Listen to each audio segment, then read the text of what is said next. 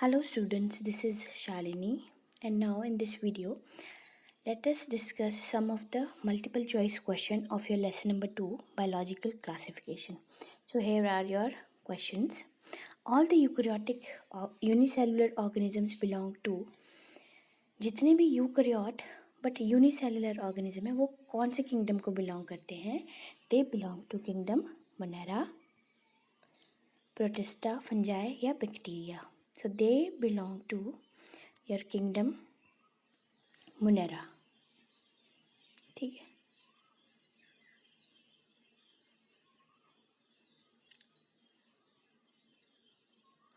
All eukaryotic unicellular organisms belongs to kingdom Protista. तो answer would B B. ठीक है. यहाँ पर ये मिस्टेक कर इन्होंने मोनेरा लिखा है, यहाँ पर प्रोटिस्टा होना चाहिए. ठीक है.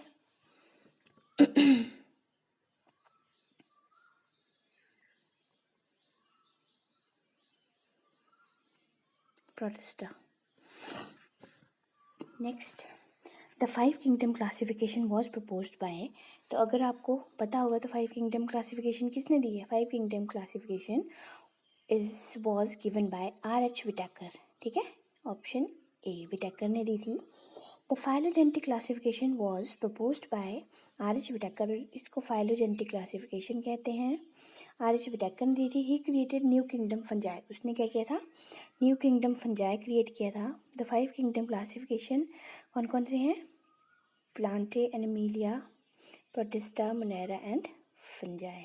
ठीक है. ये हैं.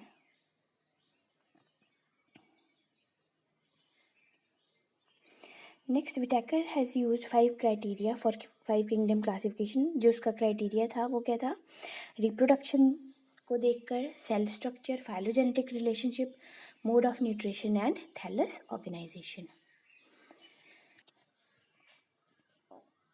नेक्स्ट हम देखते हैं the organism living in salt area are called as. Methanogens कहते हैं, हेलोफाइल कहते हैं, हेलियोफाइट्स कहते हैं या थर्मोएसिडोफिल्स कहते हैं.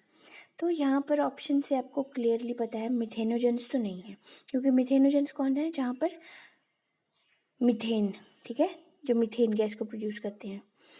तो हेलियोफाइट्स भी क्या होते हैं हमारे? जो सन लविंग होते हैं. और थर्मोएसिडोफिल्स जो टेम्परेचर और एसिड का जिनके ऊपर कोई फ़र्क नहीं पड़ता है वो होते हैं. तो ऑप्शन एक रह गया हमारे पास बी, यानी कि हेलोफाइल्स जो सॉल्ट लविंग होते हैं. ठीक है. Thermoacidophil bacteria living in hot spring and deep sea water, जैसे कि Thermococcus. Methanogen bacteria living in marshy area and they produce methane gas, ये मैंने बता दिया है. उसके बाद हेलियोफाइट्स जो सन लविंग प्लांट्स होते हैं. ठीक है. नेक्स्ट क्वेश्चन है naked cytoplasm, multinucleated and saprophytic are the characteristics of. Cytoplasm naked है, मल्टीन्यूक्लिएट है एंड आर सेप्रोफिटिक. तो ये किसके करेक्टर्स हैं? मोनेरेंस हैं, प्रोटिस्टा है, फंजाई है या स्लाइम मोल्ड्स है. तो answer would be your slime moulds. D. क्यों? They are saprophytic protist without cell wall. ठीक है. सेप्रोफाइट्स हैं ये, और ये क्या है? Without cell wall. The spores of slime mould possess true wall. जो स्पोर्स होते हैं इनके, ये क्या पोजेस करते हैं? ये ट्रू वॉल पोजेस करते हैं. उसके बाद thalloid multinucleate body of slime mould is called plasmodium. जो इनकी थैलॉइड बॉडी होती है उसको प्लाज्मोडियम कहा जाता है. ठीक है. थैलॉइड बॉडी होती है और उसको प्लाज्मोडियम कहते हैं. Spores are dispersed by current. तो ए सेलुलर स्लाइम मोल्ड है हमारा फाइसेरम, और सेलुलर आ गया डिक्टियोस्टेलियम. ठीक है. तो ये इंपॉर्टेंट क्वेश्चन है, इसको ध्यान से समझ लो.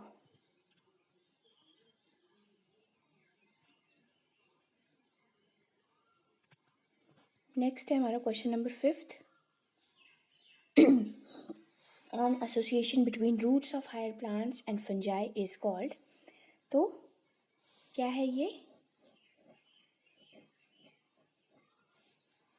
फंजाई और हायर प्लांट के बीच में की जो रूट एसोसिएशन है उसको क्या कहा जाता है? उसको माइकोरेजा कहा जाता है. ठीक है जी।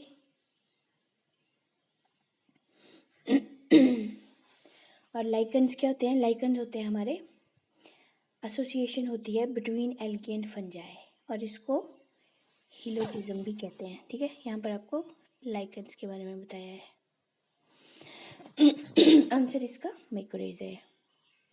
Next question number 6, a dikaryon is formed when meiosis is arrested, two haploid cells do not fuse immediately, cytoplasm does not fuse, or none of the above।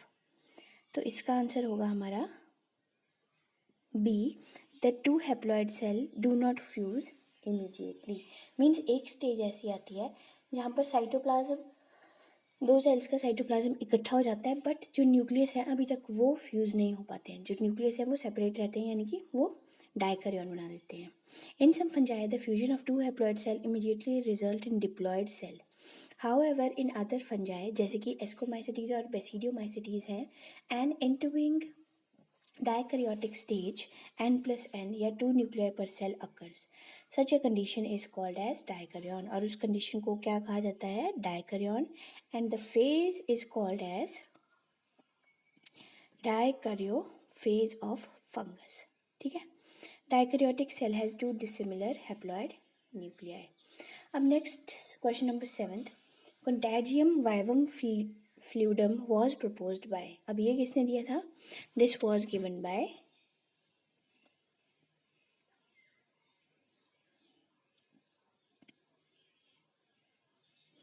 M.W. बेजर्निक ने। ठीक है, जो आइवनस्की था, डी.जे. आइवनस्की, उन्होंने क्या डिस्कवर किया था कि virus has recognise certain microbes as casual organism of mosaic disease of tobacco. और जो हमारा M.W. बेजर्निक था, इन्होंने क्या डेमोन्स्ट्रेट किया था? दैट एक्सट्रैक्ट ऑफ जो इन्फेक्टेड प्लांट ऑफ टोबैको है उसमें से वो हेल्दी प्लांट को भी इन्फेक्ट हो सकता है। ठीक है, तो उन्होंने दिया था ये कंटैजियम वाइवम फ्लूइडम, मतलब इन्फेक्शियस लिविंग फ्लूइड। और जो हमारे स्टैनली हैं, he was first time showed that virus could be crystallised and crystal consist largely of proteins. ठीक है, उसके बाद जो हमारे रॉबर्ट हुक हैं, उन्होंने तो सेल की डिस्कवरी की थी। तो आंसर आपका ये होगा, बी होगा। Next question is association between mycobiont and phycobiont are found in. अब ये कहाँ पर मिलता है आपको? कोई association between algae and fungi, ये कहाँ पर मिलता है? In lichens. तो answer would be your C, lichens में होता है ये। ठीक है, difference between virus and viroid is. अब वायरस और वायरॉइड में डिफरेंस कहाँ पर है? Absence of protein code in viroid but present in virus, या presence of low molecular weight RNA in virus but absent in viroid, या both A and B, या none of the above. तो answer है आपका इसका A, absence of protein code in viroid. ठीक है, virus में प्रोटीन कोड प्रेजेंट होता है, बट वायरॉइड में जो प्रोटीन कोड होता है वो एब्सेंट होता है। ठीक है, viroids are similar than viruses and the cause of potato spindle tuber disease, chrysanthemum stunt disease. It was found to be free RNA and lacked the protein code that is found in virus, hence the name viroid. Next question number 10th. With respect to fungal sexual cycle, choose the correct sequence of event। कि सबसे पहले क्या होता है? कार्योगेमी, plasmogamy, meiosis, या meiosis, plasmogamy, then कार्योगेमी, या पहले plasmogamy, कार्योगेमी, then meiosis, या मियोसिस, कार्योगेमी और प्लाज्मोगेमी। तो सबसे पहले हमारा क्या होता है जी? प्लाज्मोगेमी होती है सबसे पहले। सी ऑप्शन है इसका करेक्ट। पहले प्लाज्मोगेमी, फिर karyogamy, and then your meiosis. तो the sexual cycle involve the following 3 step: fusion of protoplasm between 2 motile and non motile gametes called plasmogamy. Plasmogamy क्या होता है? Fusion of 2 haploid cells without nuclear fusion. उसके बाद second step है fusion of 2 nuclei, जिसको karyogamy कहते हैं। Then meiosis in zygote resulting in haploid spores. ठीक है, नेक्स्ट है आपका question number 11th। Viruses are non cellular organism but replicate themselves once they infect the host cell. अब virus क्या है? नॉन सेलुलर ऑर्गेनिज्म है बट वो replicate करते हैं खुद को जब वो इन्फेक्ट कर जाते हैं होस्ट को. To which of following do viruses belong to. तो वायरस किस किंगडम में आते हैं या किसको बिलोंग करते हैं? क्या वो मोनेरा में आते हैं, प्रोटिस्टा में आते हैं, फंजाई में आते हैं या नन ऑफ दीज? तो ऑप्शन वुड बी, आपको पता होगा कि नन ऑफ दीज, डी में. Viruses do not find a place in classification since they are not truly living, क्योंकि वो लिविंग में नहीं आते हैं. If we understand living as those organism that have a cellular structure. Viruses are neither prokaryotes nor eukaryote. अब virus क्या है? ना ही वो प्रोकैरियोट है ना ही वो यूकैरियोट है. They are inert outside the specific host cell.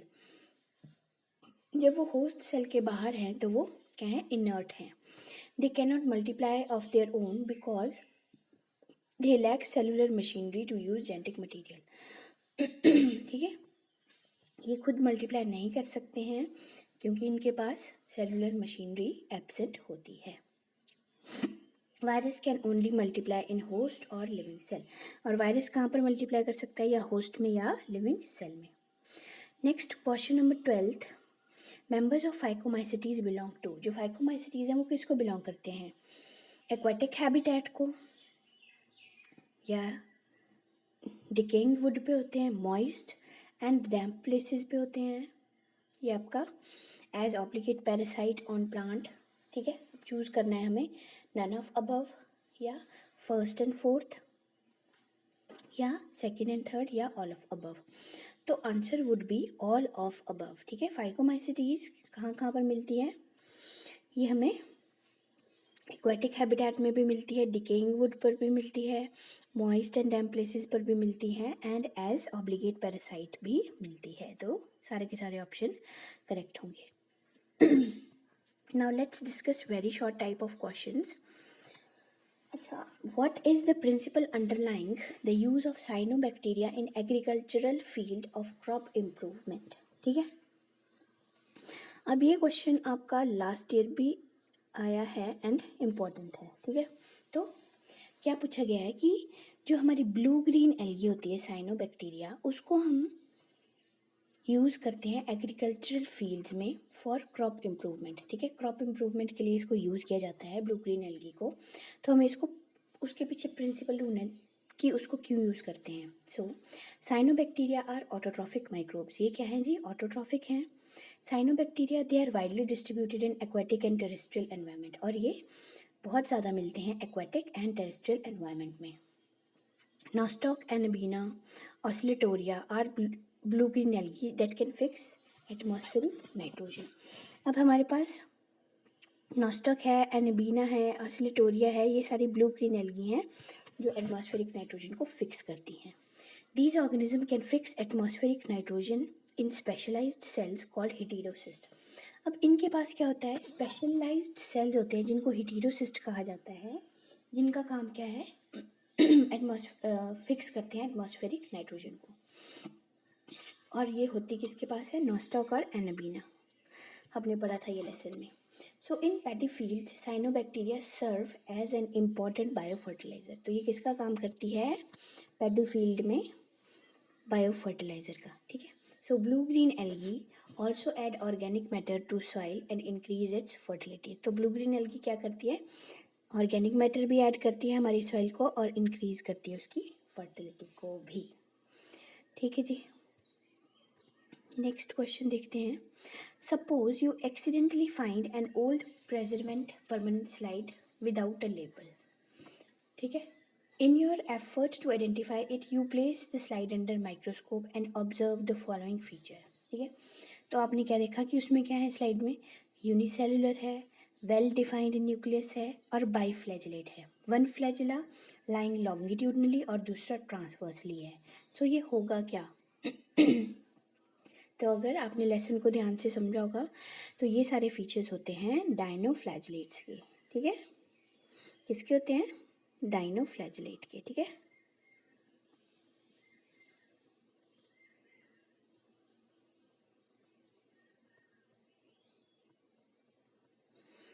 they are unicellular eukaryotes.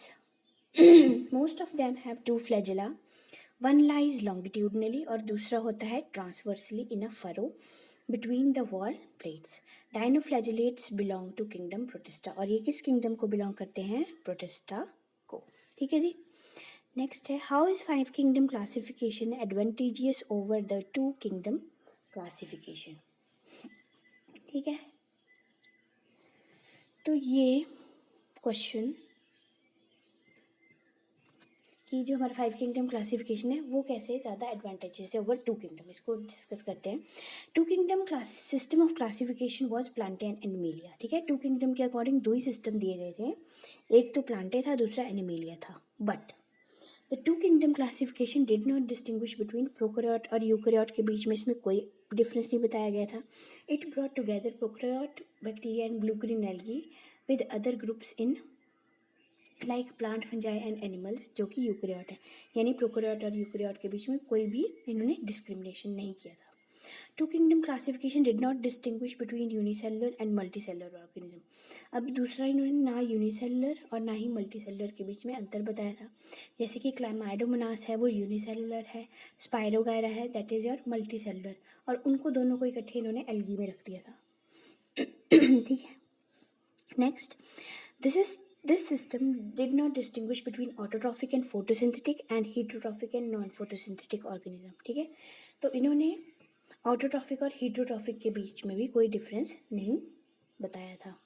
और जहाँ हमारी 5 किंगडम क्लासिफिकेशन है उसके अकॉर्डिंग फंजाई को अलग किंगडम में रखा गया था. उसके बाद it has to put together organism which were placed in different kingdom earlier in classification. जैसे कि kingdom Protista brought together Chlamydomonas Chlorella with amoeba and paramecium. ठीक है, जो हमारे क्लामाइडोमोनास और क्लोरेला था उनको हमने पहले रखा गया था एल्गी में within plants and both having living cell walls. और अमीबा और पैरामीशियम है, इनको पहले प्लेस किया गया था एनिमल किंगडम में, बट इनके पास सेल वॉल्स नहीं होती हैं, तो इनके लिए इन्होंने सेपरेट किंगडम बनाया था जिसका नाम दे दिया था protista. Animal and plant kingdom became more homogeneous than they are in 2 kingdom classification, so it is advantageous over 2 kingdom classification. Next question है polluted water bodies have usually very high abundance of plants like nostoc and oscillatoria. give reason. जो polluted water bodies होती हैं वहाँ पर ये दोनों organisms ज़्यादा पाए जाते हैं, nostoc and oscillatoria. हमें बताना है कि क्यों मिलते हैं ये वहाँ पर. जो देखते हैं, polluted water bodies have usually nutrient content, जैसे कि नाइट्रेट और फॉस्फेट होते हैं. domestic waste primarily contain biodegradable organic matter. So presence of large amount of nutrient in water also causes excessive growth of planktonic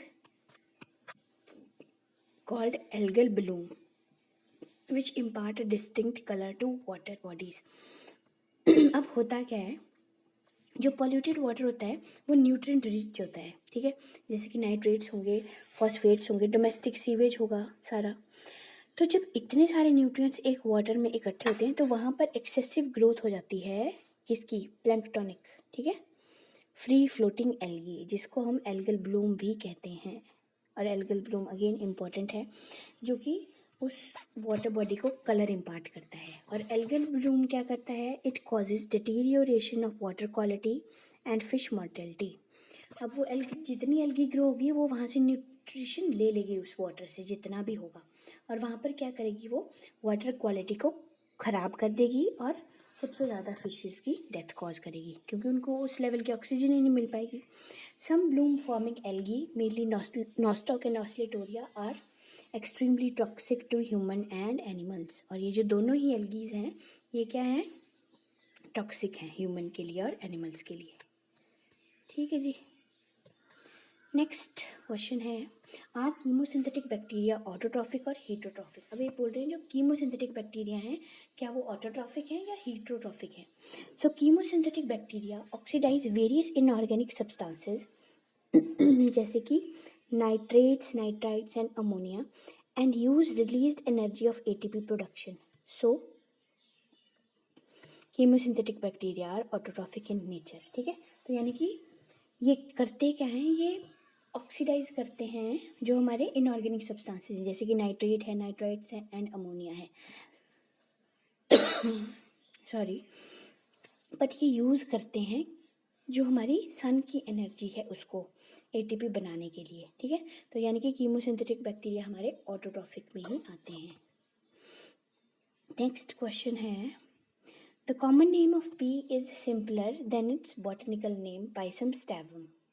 Y then is the simpler common name not used instead of complex scientific botanical name in biology? अब हमें पता है कि as we know P is simpler than botanical name Pisum stabium. The local name would vary from place to place. हर जगह पर इसका नाम अलग अलग होगा एक ही कंट्री में. Probably one would recognize the confusion that would be created if we did not find ways and means to talk to each other to refer the organisms we are talking about. अब हो सकता है दो different जगह पर उसका नाम अलग अलग हो और जो वो नाम रखा हो वो वहाँ पर किसी और चीज़ को बोलते हो, ठीक है। तो वो वहाँ पर क्या हो जाएगा, जो जो नेम होगा वो कन्फ्यूजन कॉज करेगा। तो इसलिए क्या किया जाता है, standardisation of naming of living organism किया जाता है। So there is need to standardise naming of living organism such that a particular organism known by same name all over the world, ताकि वो थ्रू आउट वर्ल्ड एक ही नाम से जाना जाए। इसलिए क्या किया जाता है, उसको हम बॉटनिकल या साइंटिफिक नेम देते हैं, ठीक है। नेक्स्ट क्वेश्चन है आपका, a virus is considered as living organism and an obligate parasite when inside a host cell, but virus is not classified along with bacteria or fungi. What are characteristics of viruses that are similar to non-living object? अब क्या बोल रहे हैं, जितने भी viruses हैं वो living organism के अंदर लिविंग ऑर्गेनिज्म माने जाते हैं और ऑब्लिगेट पैरासाइट माने जाते हैं जब वो होस्ट के सेल के अंदर होते हैं, बट उनको बैक्टीरिया और फंजाई के साथ नहीं क्लासीफाई किया गया।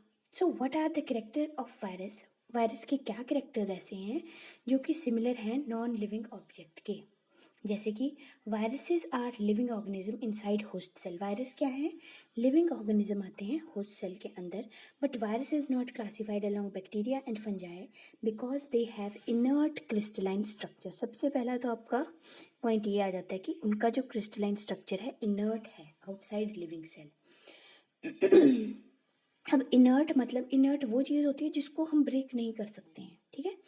दे are inert outside the specific host cell, they can not multiply of their own, अपने से वो नहीं मल्टीप्लाई कर सकते, because they lack cellular machinery, क्योंकि वो लैक करते हैं cellular machinery to use their genetic material, और वो अपना जेनेटिक मटीरियल यूज़ नहीं कर पाते हैं, ठीक है। नेक्स्ट क्वेश्चन है आपका question number 8, in the 5 kingdom classification system of Whittaker how many kingdoms are eukaryote. अब हमारे जो 5 किंगडम सिस्टम ऑफ क्लासिफिकेशन है जो विटेकर ने दिया था उसमें हमारे सिर्फ एक किंगडम नहीं आता है यूकैरियोट में, वो है हमारा किंगडम मोनेरा। बाकी सभी के सभी kingdom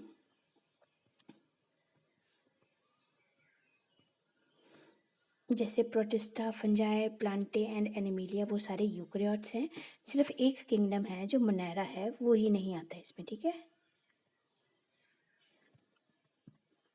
and this is also important.